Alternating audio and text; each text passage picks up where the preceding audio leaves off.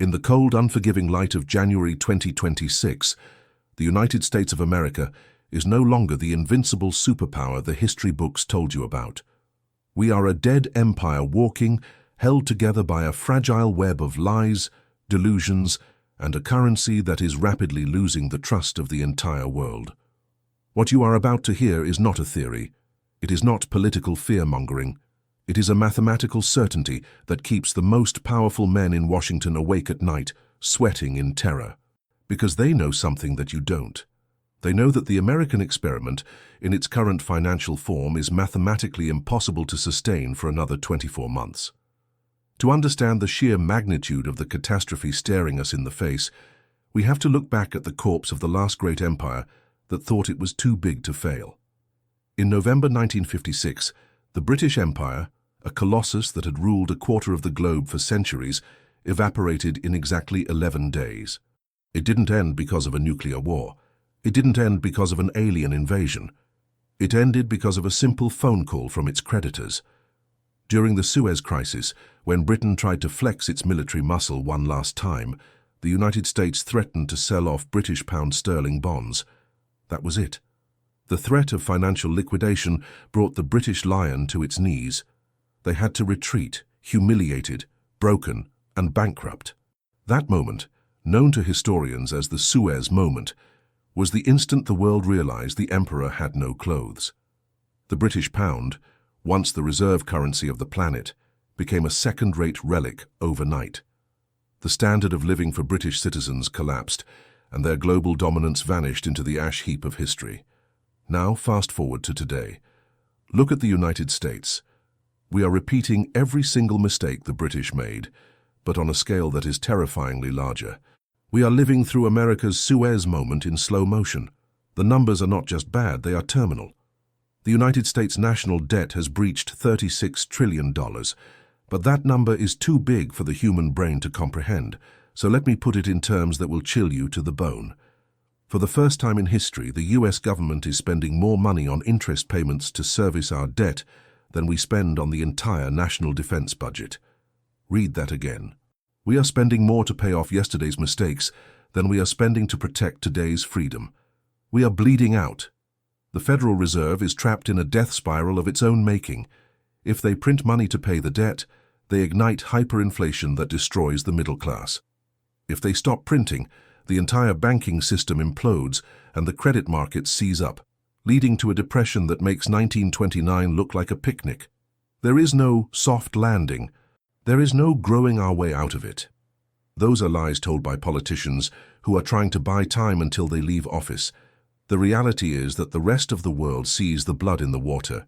The BRICS nations, Brazil, Russia, India, China, South Africa, are aggressively moving away from the dollar because they know the math does not add up. They are hoarding gold.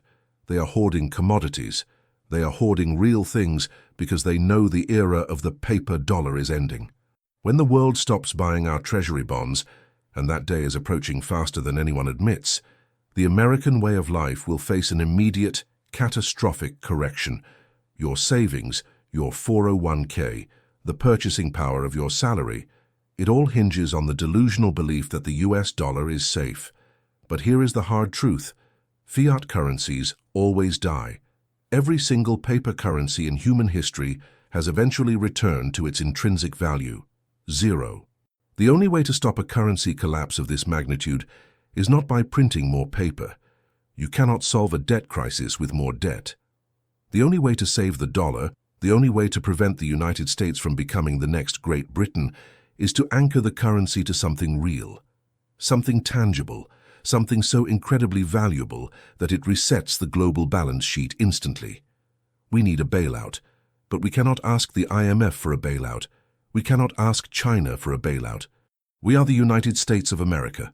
We do not beg, we take. And right now there is only one asset on the face of the earth that is large enough, valuable enough, and strategic enough to pull us back from the brink of annihilation. It is an asset that has been staring us in the face for 160 years, ignored by the weak and the blind. The elites in Washington have ridiculed the idea publicly, but privately they are drafting the plans. Because they know that without this asset, The American timeline ends in 2027. We are about to discuss the greatest acquisition in human history, a move so bold, so aggressive, and so necessary that it is the only thing standing between us and total ruin. The solution to a $50 trillion problem is not a policy tweak. It is not a tax cut. It is not a new trade deal. The solution is a landmass. Specifically, it is the world's largest island, a frozen giant that sits atop the North American continent like a crown.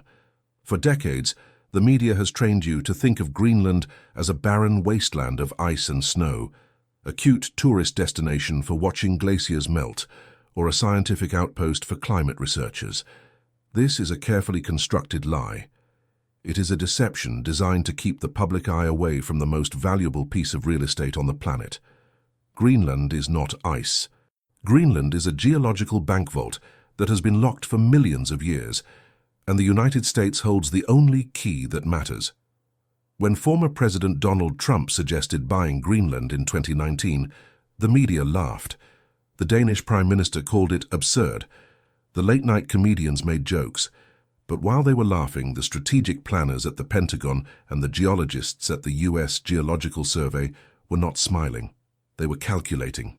Because they know what lies beneath the ice sheet. We are not talking about fishing rights or tourism. We are talking about the periodic table of elements buried in concentrations so dense they defy logic.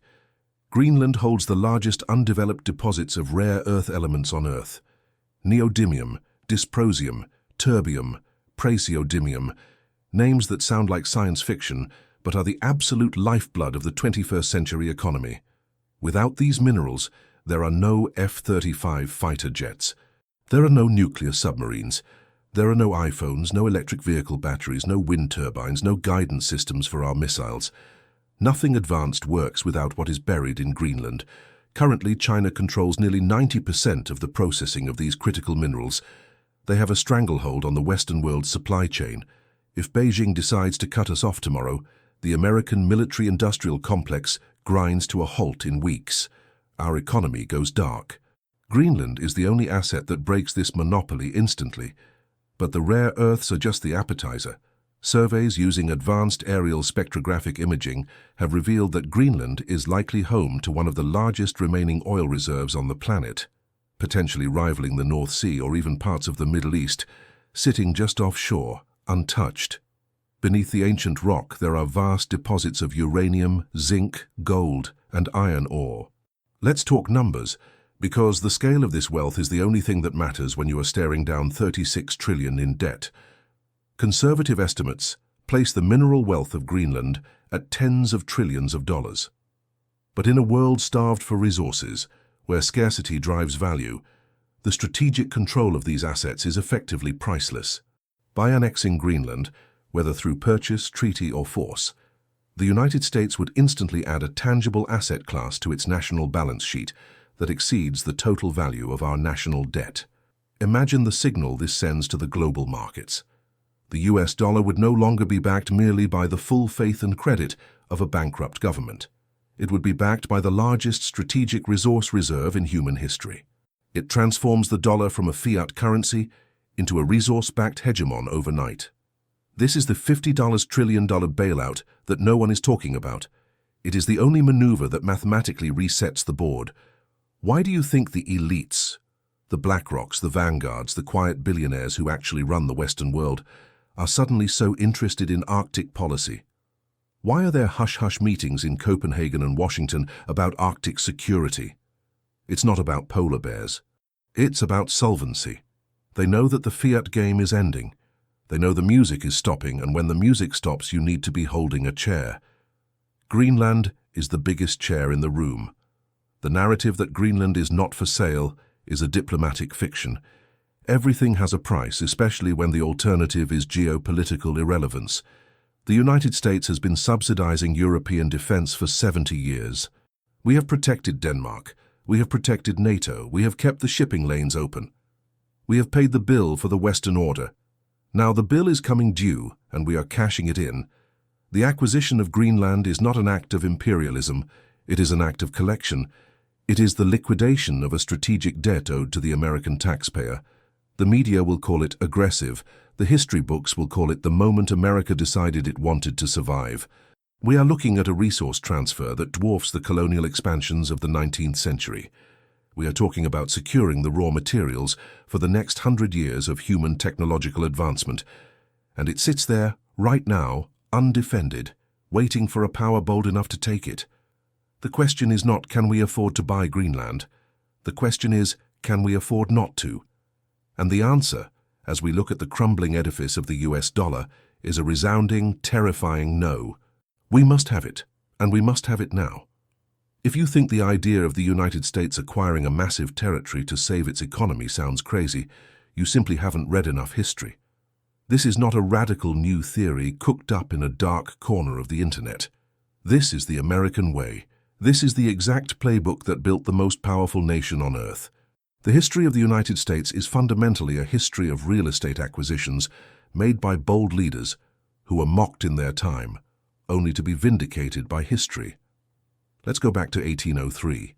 Thomas Jefferson, a man who understood the value of land better than any modern economist, faced a similar choice. The French Empire controlled the Louisiana Territory, a massive swath of land that controlled the Mississippi River. Without it, the young United States was choked off from trade. Jefferson didn't ask for permission. He didn't wait for a consensus. He authorized the Louisiana Purchase for $15 million. Critics at the time screamed that it was unconstitutional, that it was a waste of money, that it was worthless wilderness. Today, that worthless wilderness is the breadbasket of the world, generating trillions of dollars in agricultural wealth every single year. Jefferson didn't just buy land, he bought the future of the American economy. Fast forward to 1867, Secretary of State William Seward saw an opportunity to buy Alaska from the Russian Empire. The price tag was $7.2 million, about 2 cents an acre. The press called it Seward's folly. They called it Seward's icebox. They laughed at him for buying a frozen wasteland of snow and polar bears. Sound familiar? It's the exact same language they use about Greenland today. But Seward knew what the critics didn't. He knew that strategic depth matters more than comfort. He knew that resources matter more than public opinion. Decades later, the Klondike Gold Rush happened. Then came the oil. Then came the strategic air bases that helped us win the Cold War. Today, Alaska is one of the most resource-rich regions on the planet, a cornerstone of American energy independence. Without Seward's folly, the United States would be a second-rate power, vulnerable to Russian aggression from the north. But here is the smoking gun that proves Greenland is the final piece of the puzzle. This isn't the first time Washington has tried to buy it. In 1946, fresh off the victory of World War II, the Truman administration made a secret offer to Denmark. They offered $100 million in gold bars, an absolute fortune at the time, to buy Greenland outright. Why? Because the generals and admirals who had just defeated the Nazis understood geography better than anyone. They knew that in a nuclear age, Greenland was the ultimate high ground. It is the unsinkable aircraft carrier of the North Atlantic. It dominates the Guyuk Gap, the choke point between Greenland, Iceland, and the UK, where Russian submarines must pass to threaten the US East Coast. Truman knew that whoever holds Greenland holds a knife to the throat of any adversary in the Northern Hemisphere. The State Department even drafted the treaties. They had the gold ready. Denmark refused, and the US settled for a lease agreement to build Thule Air Base. But the intent was clear. American leadership has recognized for 80 years that Greenland is vital existential territory. Trump wasn't inventing a new policy. He was dusting off an old one that had been buried by weak leadership. The difference is that in 1946, we wanted Greenland for military security. Today, in 2026, we need it for economic survival. The stakes have changed. The luxury of taking no for an answer is gone. History validates the aggressive. History validates the bold. The British Empire fell because it stopped expanding and started apologizing. It became obsessed with managing decline rather than seizing opportunity. When the Suez Crisis hit, they folded because they had no strategic assets left to leverage. They had given them all away or failed to secure them. America is at that same crossroads. We can be like the British in 1956, polite, declining, and broke, Or we can be like Seward in 1867. We can endure the mockery of the ignorant masses today to secure the prosperity of our grandchildren tomorrow. Great powers do not operate on the same moral plane as individuals. A nation fighting for its survival does not worry about the feelings of a European protectorate. It worries about reality. And the reality is that Greenland has been American destiny since 1867. We just forgot to close the deal. Now fate has circled back, and it is giving us one last chance to correct the mistake before the clock runs out. The precedent is set. The logic is sound. The only missing variable is the will to act. And as we stare into the abyss of a $50 trillion collapse, the will to act is no longer a choice. It is an instinct. This is not just about money. It is not just about debt. If it were only an economic crisis, perhaps we could print our way out for another few years. But we are facing a threat far more dangerous than bankruptcy. We are facing a geopolitical checkmate. While Washington debates pronouns and budget ceilings, the People's Republic of China is executing a silent invasion of the Arctic that threatens to encircle the Western world. They call it the Polar Silk Road. It is the final phase of Beijing's plan to displace the United States as the dominant global superpower. And Greenland is ground zero. The Chinese Communist Party plays a 100-year game. They don't look at quarterly reports. They look at centuries. They recognized decades ago what our leaders are only realizing now. The Arctic is the future of global commerce and warfare. As the ice melts, new shipping lanes are opening up that slash the travel time between Asia and Europe by 40%. Whoever controls Greenland controls these shipping lanes. Whoever controls Greenland becomes the gatekeeper of the Northern Hemisphere. China has declared itself a near-Arctic state, a laughable geographical fiction considering they are 900 miles away from the Arctic Circle. But they aren't sending mapmakers to argue the point, they are sending checkbooks. Chinese state-owned mining companies have been aggressively buying up stakes in Greenland's rare earth mines. They have attempted to buy abandoned naval bases. They have offered to build 3 major airports in Greenland, a classic debt-trap diplomacy move designed to hook the local government on Chinese cash until they effectively own the island's infrastructure. This is not capitalism. This is conquest by other means.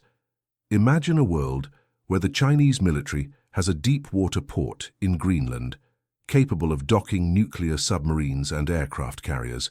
It would put Chinese hypersonic missiles within minutes of New York, Washington, D.C., and the entire American industrial heartland. It would turn the North Atlantic, historically an American lake, into a contested war zone. It would mean the end of American security, as we have known it since 1945. This creates a binary choice, a brutal, unavoidable ultimatum. There is no third way. Either the United States annexes Greenland and secures its resources and strategic geography for the West, or China eventually absorbs it into its sphere of influence, turning it into a vassal state that chokes off America from the north. It is a choice between American sovereignty and Chinese hegemony. If we allow China to monopolize the rare earths in Greenland, they will have the power to turn off the lights in the Western world. They could embargo the minerals needed for our tech sector, collapsing Silicon Valley overnight. They could starve our defense contractors of the materials needed to build smart bombs and drones. We would be a superpower with a hollowed-out military, begging our adversary for the scraps needed to defend ourselves. The diplomatic establishment will scream about international law. They will cry about Danish sovereignty. But let's be adults about this. Denmark has a population smaller than Maryland. They have a military that consists of a handful of ships and planes. They cannot defend Greenland. They cannot develop Greenland. They are merely squatting on a strategic asset they have no capacity to hold. In the law of the jungle, which is the only law that truly applies between great powers, sovereignty is determined by the ability to defend what is yours.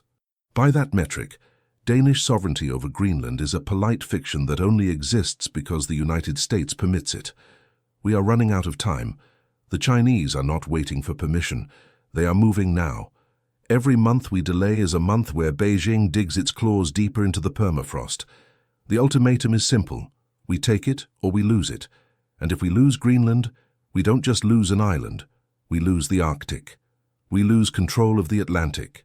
We lose the resource war. And ultimately we lose our status as the leader of the free world. The window for action is closing. The ice is melting, the shipping lanes are opening, and the red flag is rising in the east. America must act with the ruthless pragmatism of a survivor.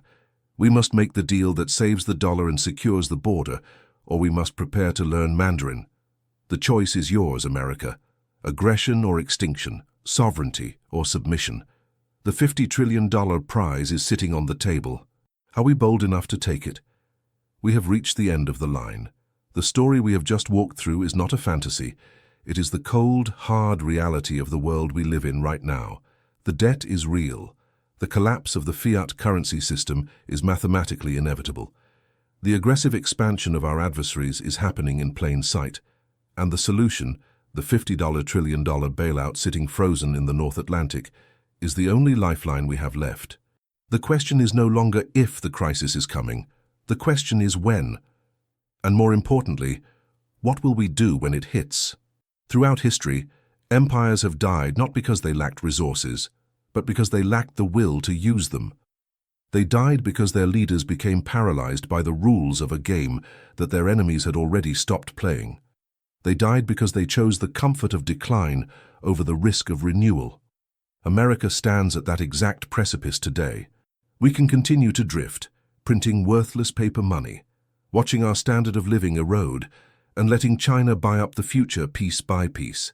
We can continue to pretend that the old world order still exists, even as it crumbles beneath our feet. If we do that, the result is guaranteed. The Suez moment will arrive. The creditors will make the call, the dollar will collapse, and with it, your savings, your retirement, and the security of your family. It will be a dark, cold winter for the American Republic, one from which we may never recover. Or we can choose the other path, the path of strength, the path of Seward, of Jefferson, of the men who built this nation by seizing destiny with both hands. We can recognize that the acquisition of Greenland is the great reset that actually favors us. It is the move that re-anchors the global financial system to American soil. By backing the dollar with the immense tangible wealth of the Arctic, we tell the world that the United States is not done. We tell Beijing that the North is closed. We tell the global markets that America is solvent, secure, and ready to dominate the next century. This isn't just about territory, it is about trust. A currency backed by $50 trillion in strategic minerals is a currency the world has to trust, whether they like it or not. But this requires a shift in mindset. It requires you, the citizen, to stop thinking like a victim and start thinking like an owner. The media will tell you this is imperialism. They will try to shame you into accepting decline. Do not let them. Understand that your financial future is tied directly to the geopolitical strength of your nation. If America is weak, you are poor. If America is strong, you are secure. The acquisition of Greenland is the ultimate insurance policy for your way of life. The clock is ticking. 2026 is here. The signs are everywhere for those with eyes to see. The debt spiral is accelerating. The geopolitical noose is tightening. Washington has a choice to make, and they need to make it soon. But you have a choice to make too. You can ignore this warning. You can go back to sleep, trust the Federal Reserve, and hope for the best. Or you can prepare. You can position yourself for a world where resources are king and paper promises are worthless. You can understand that the map of the world is about to change, and those who see it coming will be the ones who survive the transition. We are watching the end of an era and the birth of a new one. Whether that new era is an American Renaissance or an American collapse depends entirely on whether we have the courage to take what is necessary. The $50 trillion bailout is there for the taking. It's not ice, it's our future, and if we don't grab it, someone else will. History does not forgive weakness. It only remembers the bold. The time for talking is over. The time for action is now. If you understand the gravity of what is coming, and if you refuse to be a passenger on a sinking ship, make sure you are subscribed. We are going to continue tracking this story as the battle for the Arctic heats up. Share this video with someone who needs to wake up, because when the headlines finally break, you want to be able to say you saw it coming. The Arctic is the key, the clock is ticking. Stay watching, stay prepared. I'll see you in the next one.